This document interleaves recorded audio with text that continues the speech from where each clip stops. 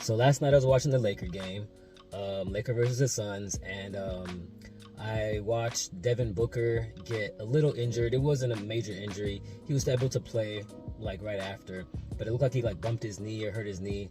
And for whatever reason, that really got me thinking, because up until that moment, I actually had no idea what today's video was going to be about.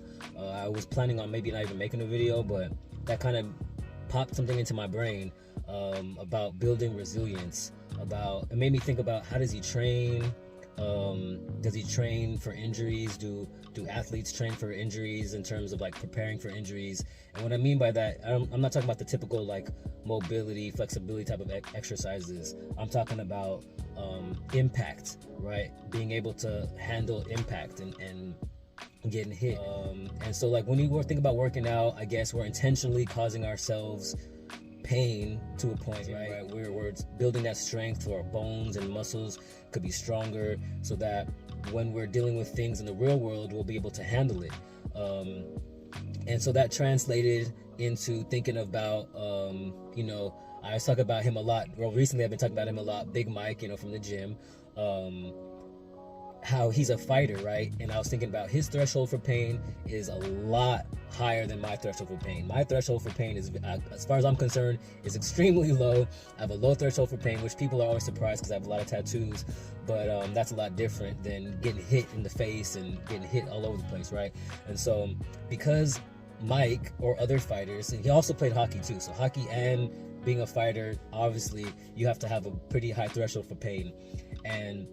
But I was thinking, in the process of building that resilience that he has now, he had to go through a lot of pain. And in those moments when you're dealing with the pain, it doesn't feel good. Getting punched in the face doesn't feel good. Getting rammed against a wall does not feel good.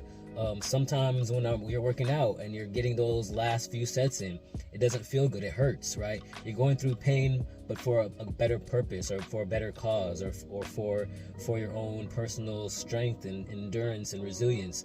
And then I started kind of thinking about how that works out when it comes to like mental and emotional health, right? We don't intentionally put ourselves, well, for the most part, we don't intentionally put ourselves in painful situations, right? But we have to deal with things on a day-to-day basis that causes probably emotional pain and mental pain, right? We might lose a job, or have a conflict at work, or get a flat tire, or have a heartbreak, or lose someone we love, right? Those are emotional and mental things that we deal with that in the moments they are painful. They don't feel good. We don't like it. We don't enjoy it. We actually probably try to avoid these things, but it's like the more that we go through, the more of these mental and emotional impacts that we deal with, it helps build our resilience to handle it better. And it's like, yeah, that you kind of get fed up, you get kind of overwhelmed and get tired of having to deal with things over and over again. But at the same time, it is building that resilience. It is building that strength, because then the next time you go through something, you know how to deal with it. And I think that's what helps, is when we actually go through these painful situations,